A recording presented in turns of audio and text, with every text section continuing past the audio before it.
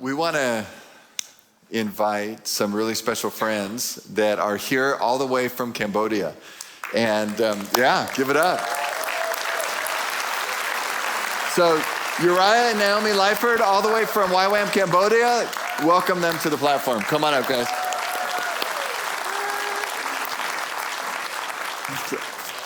Oh. We got one more. We got one more. Yep, it's right here.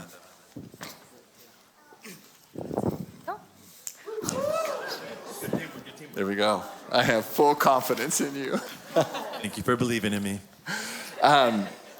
Uriah and Naomi are going to tell you a little bit about their story, but Living Water's been engaged in Cambodia as one of our missional impact partners for over 20 years. And we've seen God do so many incredible things there over those 20 years. And in the last 2 years, we've started to re-engage not only with our kind of partners that we've had over that duration of time, but also new relationships. And this is the key part of that new relationship that's being formed. And it's a sovereign thing, the way that God put our hearts together in a very short period of time. Naomi is a Life Pacific University grad. In fact, this year she was honored by Life Pacific University as the Life Pacific Alumni Global Influence Award, which is a huge deal. That was pretty amazing. And you're going to hear of the incredible work that God's doing through them. But this is what I know. God works through relationships. God works through relationships. And this is becoming a precious relationship, not only because of the love that's shared, but also because of the impact that's being made. So we're so glad that you're here. We're so glad that Cece and Abby brought you. They're two little girls. And I hope that this is a really special time for you. Why don't you kind of tell the story of our connection and some of what God's doing there in Cambodia. Yeah, thank you so much, Pastor John and Fawn, for having us here. And we're just super privileged, Living Water Church, that we get to be some of your missional impact partners. It's an absolute joy for us to come here. We were just looking at each other this morning at service and saying, can you believe we get to be a part of this type of a church community? It's just such an honor, such a privilege. And not only have you guys invited us to come here, but you guys have also sent a team this last March. So this is a team that came out to Cambodia with us. We had such a good time with you guys. Absolutely inspired by your heart for the nations. There's a team right now in Romania that you guys have just sent out. The generosity that we've experienced as a family. Our daughters, Abaya and Acacia, as Pastor John was saying, they have just loved being a part of your church. And so when we heard about the VBS happening and us being here around this time, we're just like, oh man, it would be great if our daughters could come. And so they're going to be doing the VBS this week. And as Pastor John's saying, we're just grateful to have a relationship with you guys and be continuing to partner with you guys as a church family. But that's a little bit about us, about what's happening in Cambodia. All right, so what is God doing in Cambodia? So just a little bit, we work with an organization called Youth with a Mission, YWAM. How many of you guys know or heard of YWAM, Youth with a Mission? Okay, awesome. That's great. So over the last 10 years in Cambodia, both Naomi and I have been doing missions for 20 years. We'll tell you more about that later. But over the last 10 years, the Lord's been doing some really amazing things. So in 2016, a team and I went out to help pioneer a new campus location in the city of Poipet, Cambodia. So you guys will see in a second here a slide of the first campus location that was established in Poipet, Cambodia. If you want to hit that slide. So there was a team, at first just a team of 5 of us, and that has grown to now that grew 36 in 2024. And so the Poipet is called by Lonely Planet the armpit of Cambodia. So it's kind of like, it's a border town from Thailand. So it's kind of like if Tijuana and Las Vegas, big casino industry there. So if Tijuana and Vegas had an Asian baby. That is the city of Poipet. And that's where God called us. And so we established this community, you guys. And then the Lord always we felt that it was not only to establish one community, but a community that multiplies campuses throughout Cambodia and then globally. So last year, God spoke to us about pioneering into our first kind of satellite location, and we were able to send a team out. Naomi and I actually led the team from this location to establish a new location in the city of Siem Reap. So this is a photo of our second campus location. We just opened last July, so it's been exactly a year. We opened up our second campus. Yeah, you can clap for that. It's pretty. So now both campuses are around 30 staff. So across our campuses, we have 60 staff. These are those guys, 60 plus. There's several of them leading different ministries in different villages around these two areas. And we do a lot of things. Some, like the best YWAM shirt I ever heard of was, it said YWAM on the front, and on the back it just says, we do everything. Because we really do just believe in championing young people to hear from the Lord and go out and do it. And so we do a lot of things, but a few of the things I'd like to highlight this morning is the educational projects we have. So every day we have around 600 young people and children in our educational programs in the more than 8 schools around those 2 cities that our YWAMers are leading. So every day we have kids coming to hear about the gospel and to be equipped with the Christian education in a nation that is less than 2% Christian, you guys. So we're having a big impact through education. Naomi's helping a lot in that. And we also do a lot through social media. So our social media impact, we reach around 5 million people every single month, which is pretty significant because in Cambodia, there's only around 17 million people. So around 1 out of 3 Cambodians will see our content every single month. And as Pastor Jon would say, I mostly just make dance videos on TikTok. The Prime Minister has actually shared our videos. We share the gospel. We live out our faith boldly, and we contextualize the gospel to Cambodians. So we have 1.2 million followers on TikTok. These are my personal profiles, but making a big impact through social media in the nation. We also we focus a lot on so primarily. Why we have DTS? This is our wheelhouse, sorry. So we can go back to leaders. So we graduate around 50 students every year through our university, our YWAM university program. This is discipleship training school, discipleship Bible school, and then our SOMD, School of Ministry Development. And then many of those who stay on go on to those educational projects, go into ministry or pursuing university or other things and that God calls them to. So the big thing is also that you guys are going to be a part of. The January this year, it's going to happen. Well, next year, January. So January 2026, you guys, YWAM is in a unique position in the nation of Cambodia that we've been invited to the table with the national church leaders. And they're really asking, we're asking together, asking the Lord, what is your heart for the next 10 years in Cambodia? And a few years back, God really revealed to us that He's wanting us to contend for 1 million new believers in the nation of Cambodia, that we would see a tipping point happen where we would begin to move from 2% unreached to 10% very reached, and then mobilizing Cambodians as missionaries to the unreached of the world. So, yeah, it's pretty good. This is in partnership with Foursquare denomination in Cambodia. Pastor Jon's done an amazing job of coming over there and bridging us to the Foursquare community. And we're seeing so much favor with the denominations. Foursquare, all the different denominations in Cambodia are a part of this initiative to see 10% by 2033, which is, yeah. Yeah, how exciting would it be to see a church in every village and a school in every church, and just seeing God move within communities, and within those communities touching and changing and healing broken lives. And so really the big picture is made up of the individual stories. And so we want to share one of those specifically with you. It's about a young man that we met 2016-17, an orphan. Father had died. Mother was unable to care for him, dropped him off at an orphanage when he was just 2 years old. And growing up as a child in an orphanage, as he finished school, kind of trying to make it on his own, fell into debt, was unable to attend university. And we met him. Uriah started doing early morning 6 a.m. bike rides with him, which is not something Uriah would naturally or normally do. Jesus is worthy, you guys. He's worthy. Those sacrifices that we made.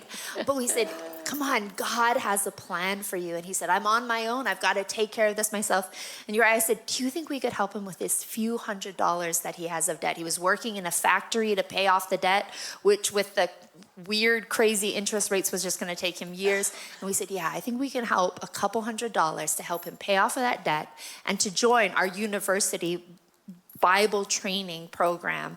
And so he did that. That's the next slide. This is him in his COVID class. He joined in 2020, which of course in March of that year, things shut down.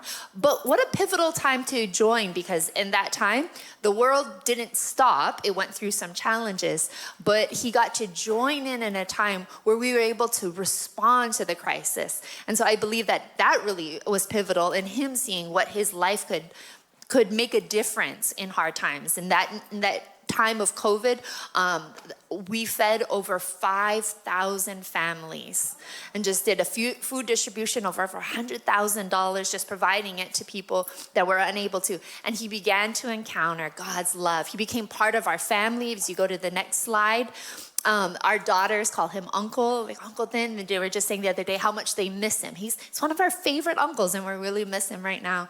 And really, Uriah began to train him in social media, just kind of sitting in the corner with iPhones and secondhand computers and stuff. He began to learn about training in using this tool of social media.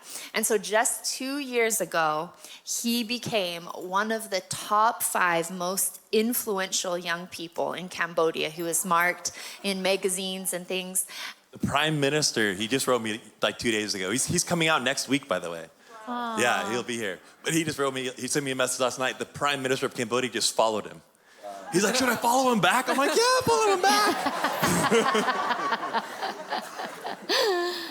And so beautiful, the next slide is him sharing at a TED Talk where he shared his story of being an orphan to an influencer and how the revelation of God's love for him has enabled him to release forgiveness and to know his part as a family of God, in God's family.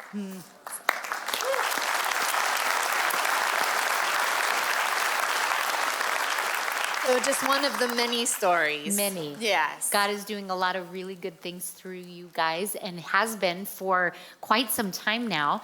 But will you guys take us back? We celebrated some graduating seniors today. They're in that season of life of figuring out, what am I going to do with my life? How did you guys end up doing what you're doing? And so, Naomi, will you share your story? Yeah. Well, it's really special to be here with you this morning because coming back to church always feels like coming home. I was raised in Hawaii. My dad is a Foursquare pastor, and my mom was a YWAM missionary. And so in that place of growing up in the church, I just experienced what it was like, especially in Hawaii, where we call everyone that's older than us auntie and uncle, with that family sense of ohana. If you've seen Lilo and Stitch, you're familiar with that as well, of just that family and what it means. And from that young age, receiving just this love and encouragement of attending things like VBS and learning who Jesus was my best friend, and coupling that with having exposure to missions and learning that there were places and people who had never even heard about Jesus, who didn't have the love and acceptance the aunties and uncles surrounded, that there were orphans that didn't know the family that I had. And so from a very young age, that really shaped and marked me with a desire that others would experience what I had so generously been given. And so even at the young age of 8, I read about this country in Africa, Chad, that I'd never been to, and I felt God speak to me to go and tell the children Jesus loves me. And so, or Jesus loves them. And so After finishing university, I went to Chad, Africa as a missionary, where I helped to start a missional base as well as a primary school. And so working with children and training up teachers to take over the school, which is an incredible experience. After 5 years, turned that over to the locals. The school is still running. The joy is called Al Afra, which means my joy. And so the school is still going as well as the missions base. I went over to Malaysia to work with Burmese refugees as the conflict in Myanmar or Burma just was tense and refugees were washing onto the shores of Malaysia. They wanted to start up a school for refugee children, and so I did that as well for several years, and then moved into Burma and started a couple schools there as well as a mission base, which is all still going. We visited just the week before we left to come here to the States, and all of that is still going in the midst of the continued civil conflict and war, as well as earthquakes and floodings, but the schools are still going. And so, then in 2017, I led a team from Myanmar to Cambodia to attend a conference, and I met this handsome man. Met her at the border. And here you are. Okay, what about your story? Your story's a little different? Yeah, no, it's basically the same thing. I also was called to missions at 8 years old by my amazing pastor father and missionary mother. No, but I do have amazing father and mother that are actually here today. This is my mom, Rebecca, and my stepdad, Thomas. Yeah, so the name Uriah, people always ask me, like, where'd you get that name? And I always say, well, I had my biological father was a total hippie and was big into Uriah Heep, the rock band, and the old rockers are like, Uriah Heep. I mean, all the old school guys are like, Uriah Heep, yeah. So, and then my mom was a new Christian in the whole Jesus movement, much like our Jesus freak 20-year-old friend. So she got radically saved, pursuing Jesus, and then my biological father wasn't too happy that she wanted him to stop smoking pot and partying. And so eventually they separated, and so my mom raised 3 of us on her own until she remarried when I was 7 years old to an amazing Christian man who's here today, who really helped raise us as well as they could. But in spite of their best efforts, I rebelled and rebelled quite strongly. So this is me as a juvenile delinquent, smoking cigarettes and selling pot. I was actually, that guy Marcus right there, he actually lives in Redding, Washington. I led him to the Lord on mushrooms. It's a long story. And he went to India for 9 years. I was actually trying to get him to come. Just to clarify, we're not recommending that one as of our an missional evangelistic strategy. It opens your mind to the unknowns. Don't do it. Can I Don't have do the it. worship team come back? Yeah, no, it's a long journey. It was a long journey. Thank you guys for really enduring those times. But actually, I mean, the first time I met Pastor John, we were going to we're going to an orphanage, another orphanage. That we were going to meet in Cambodia, Yeah. and then go to another orphanage. And then they needed to do like a criminal background check. Yeah. So I was like, I sent him the link to the criminal background check process, and he calls me and says, hey, before I do this, there may be some things that I should tell you. So, I mean, I unpacked everything I have ever done. And there's been some things that I have done. But I went to tell Pastor John, and then he's like, got the background check, and it was like, nothing, right? I was like, man. Well, thankfully, Living Water Church has a lot of grace, just like Jesus. Grace, yes. I was on a journey to finding Jesus. It was a long process, but I'm so grateful for a mom and dad who really contended for my salvation. And they invited me to come to a Christian camp where I heard a YWAM guy when I was 17 years old talking about the love of the Father and the adventures he had been on with Jesus. And so I kind of gave my life to the Lord. I did as best as I could, but it was a few weeks later that I was on mushrooms and telling my friend about Jesus, you know what I mean? So it's definitely been a sanctification process for me in my journey, but did hear about discipleship training school with YWAM from him, and then attended that in Honolulu, where I heard about Cambodia. And I had never heard about Cambodia, never known about Cambodia. But on my discipleship training school, you do a 2-month outreach mission trip. And so I went to Cambodia. So this is me in 2003 being in Cambodia. And then God began to stir my heart. Like, I always felt really sorry for myself. You know, in spite of my mom's best efforts, we did grow up really poor. And there was a lot of prayers and a lot of tears as my mom contended, you know, asking the Lord for the finances we needed. And my mom cleaned houses growing up, worked really hard. And I really doubted God's goodness in all of that. And that actually fueled a lot of my self-pity, you know what I mean? And self-justification of my sin. Like, oh, you know, my life's been hard. And, you know, what do you expect? What do you expect? My life's been hard. And then I got to Cambodia. And I was like, I have no reason to feel sorry for myself. This whole time, what I looked at is self-pity, and it was just self-justification. And that really changed me. And so I felt like God calling me to really serve in Cambodia. So I went and I helped start an English school. I spent 6 months there, and I went on to start a YWAM campus. And then this is with Christian Missionary Alliance. I partnered with them to start a rural Bible college. So I spent 6 years, and it was awesome. Saw a lot of fruit, and I saw a lot of great things, but I was still pretty young and pretty immature, and I was definitely running and like alone, solo dolo. You know, encourage all the young people to run in community. I've just learned, you know, there's a song, right? Though none go with me, yet I will follow. And I'm like, oh, but I want someone to go with me. You know what I mean? And so for me, I went through a season where I really kind of took a step back, came back actually to Vancouver, Washington. Which one? Did I say that? From Washougal? Oh, Washougal? Represent Washougal, Washington? I was like, I don't know Washougal. Like, woohoo! So came back home to Washougal and actually started an iPhone repair store in Vancouver. And I thought that was it for me at 24 years old, 6 years on the mission field. I just want to be a regular person. And then this article came out in the Colombian newspaper. It said, iPhone repair, new calling for ex-missionary. And that really hit me. At 24, I thought, well, that's it. I'm an ex-missionary. And that's all there is. And so it was a process of God kind of reconfirming my calling over those 6 years. But I'm so grateful that God is the God of second chances. Yeah. And at 29, I no longer was an ex-missionary, but I became a missionary.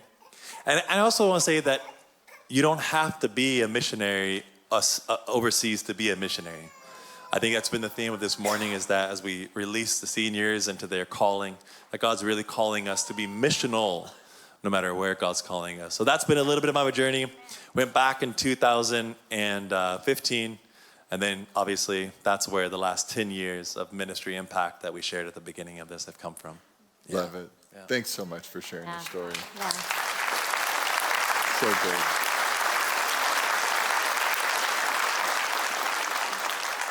We want to conclude today by imparting some things to not just to seniors, but really to the next generation of young men and women that God is raising up in this time. What kind of advice or encouragement would you have for those young adults that are in that transitional season of their life? Yeah, I think I just want to encourage everyone that your piece and your part is really important. Mm-hmm. You know, for me, family has always been very, very significant. And as I think about all of the different parts of the service this morning and seeing young people and old people get baptized and enter into the family of Christ, each and every part of the family is important.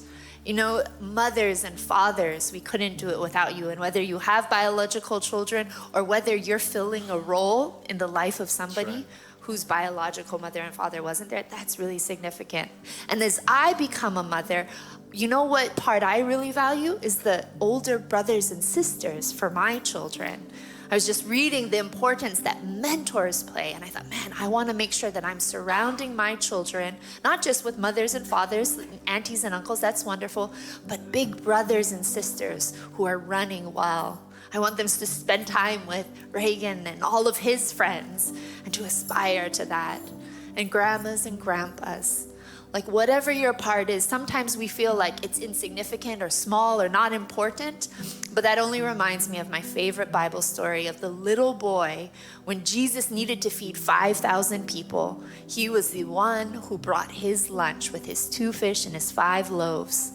And that could have been so easily dismissed. In fact, it kind of seems like the disciples did dismiss it. Like that's all there is. That's not enough. That won't do anything. That won't even make a difference. And yet with Jesus, that small lunch was more than enough with leftovers for everyone. And so whatever your little part is, don't diminish it, don't despise it, don't dismiss it, because with Jesus, it's more than enough. Amen. Yeah, amen.